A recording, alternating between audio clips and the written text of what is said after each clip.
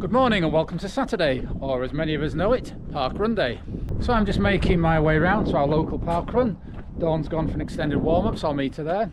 So we've both been running parkruns for over 16 years, and over that time we have seen many suggestions that people have come up with that they think would improve people's parkrun experience. So in this video we're going to go through some of those suggestions that people have made to improve parkrun, what we think about them, whether we think they would be an improvement, really not a very good idea at all, or yeah, has some merits to it, and then you can decide whether you agree. And if you have any ideas that you think would improve people's parkrun experience, please drop them in the comments below and we can have a think about them. By the way, 4 degrees when I left the house, 28th of September, full woolly hat and gloves job, first time since last spring. So parkrun has been hugely successful over the last 20 years. In fact, next Saturday is the 20th anniversary of the first ever parkrun in Bushy Park. There have been changes, but some people think changes should go further. So the first change that people have come up with that they think would improve parkrun experience for more people is to change the start time. So there are plenty of people who cannot make 9 o'clock on a Saturday morning due to work, family or other commitments. So I have seen it suggested that parkrun should start at different times of the day, maybe on a Sunday too, to enable more people to come to it.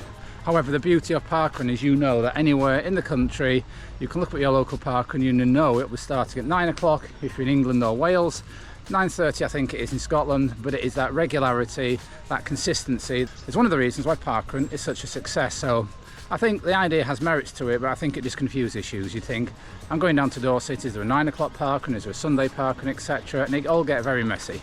So I think parkrun are absolutely right to stick to 9 o'clock on a Saturday.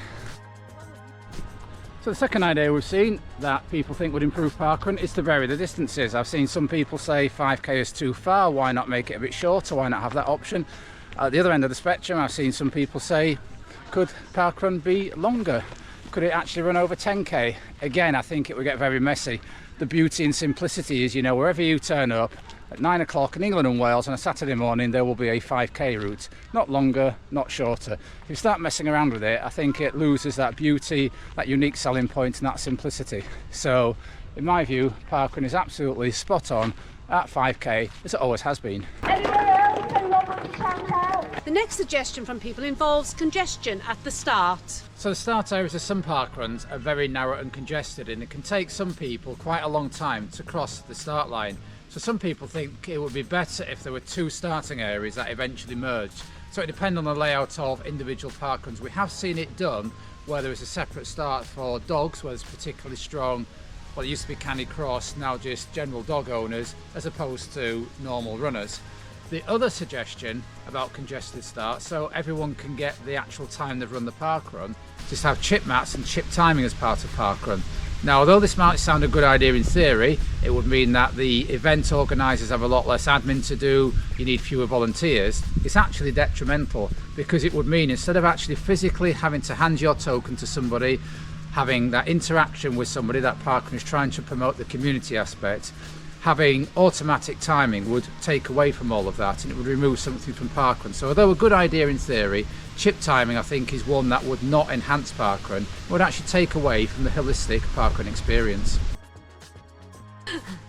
So what about the next suggestion, compulsory volunteering, to enhance your parkrun experience? So compulsory volunteering, that seems a bit of an oxymoron to me, because volunteering is all about stepping forward on a voluntary basis. However, it has been suggested that because some events do struggle to fill all their volunteer rosters, that anybody running parkrun should only be able to register a certain number of runs before they are put at a cap, and then they have to show to have volunteered a certain amount of times. Now, to me, that's against what parkrun's always been about. Parkrun has always celebrated volunteering as something valuable in itself. We know many people involved with parkrun, and all they ever do is volunteer because that's the way they want to enjoy and take part in parkrun. We've even known people try and volunteer for parkrun and be turned away because the volunteer roster is full. There's never any limit on the amount of runners can take part in a parkrun, but sometimes there is a limit on the amount of volunteers. So I think compulsory volunteering, although it might sound a good idea on paper, if you're actually trying to encourage people to take part and really embrace and enjoy parkrun, make it compulsory would just be totally counterproductive and against the ethos of parkrun.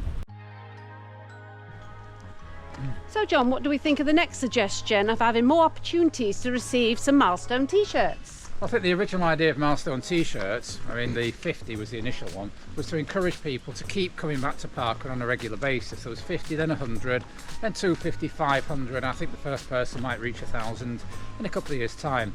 I think by the time you got to 250 Parkrun run credits, you don't really need any more incentive to keep coming back. Yes, you could have a t-shirt at 300, 350, 400. I don't really see the purpose in that. I know we have our 500 t-shirts and we do wear them on a reasonably regular basis, but it doesn't really add anything to Parkrun for me. I could now get a 550 t-shirt, for example. In a couple of weeks I could get a 600 t-shirt. It would then strike a little bit of, look at me, look at my numbers. And I know Parkrun is trying to move away from numbers and statistics, so I don't think it's something that will ever happen. And it wouldn't really enhance my enjoyment of Parkrun to walk around with a t-shirt which stated my previous milestone to the nearest round 50. But it might enhance yours, so if you think it would, put a comment below. So the next suggestion might not be a popular one. It's about limits on Parkrun tourism. Yeah, I have seen it suggested on various Parkrun Facebook pages that you only should be allowed to do a certain number of runs away from your home registered Parkrun during the course of the year. Well intentioned, I guess, on an environmental basis, but some people work in all different parts of the country and might be in different locations on a Saturday. We like to go away on many weekend breaks, not just for Parkrun reasons, but maybe to do a race, to visit another part of the country, research purposes. For me, for my history research, it is unenforceable. I know some people like to travel all over Europe to do different parkruns, to collect letters of the alphabet or unique parkruns, and that's great, and it enhances their enjoyment, not just of parkrun, but of life in general. And in fact, some of the biggest advocates of a limit on parkrun tourism, ironically, are those who will then go on long haul flights all around the world to run big ultra races. So a case there of do as I think, not as I do. So a limit on parkrun tourism, from me, will get a massive thumbs down. Parkrun tourism for us is a massive part of what the Parkrun enjoyment experience is, and it's the same for many of us. So Parkrun tourism, thumbs up. Thumbs up from us, yes. Limits on it, thumbs down. Would it enhance your Parkrun experience if it was limited? Yes, so the final idea to improve your Parkrun experience is to remove the race format of the results. Well, indeed, ever since Parkrun's inception, results have been presented in finishing order with all the age grading stats, unless you've been in certain foreign countries such as France, where results were in alphabetical order. So we know what kerfuffle there was earlier in the year when Parkrun removed a whole load of statistics off its website. Talking to many people involved with Parkrun, I do have a hunch that this is the way Parkrun HQ are thinking, that results will just be individual to you, not presented in the traditional 1, 2, 3 down to whoever finishes lower down, and indeed last in the Parkrun results as a park walker. As I say, I can see that one coming. To us, would that enhance our enjoyment of Parkrun? Absolutely not. It would massively detract from our enjoyment of Parkrun, and I know it would for many other people. I think lots of people start to seriously reconsider whether they still wanted to drag themselves out of bed on a Saturday morning to get to Parkrun, despite all the other benefits it brings. To us, having the results in that format, be able to track friends, club mates, our own performance against previous performances, it's just a massive part of the Parkrun experience. It's been so for 20 years. If it was good enough 20 years ago, 15 years ago, 10 years ago, 5 years ago and 2 years ago, I see no reason why it shouldn't be the same in a year's time, 5 years time, 10 years time and 20 years time. So there's a saying, if it isn't broken, don't try to fix it.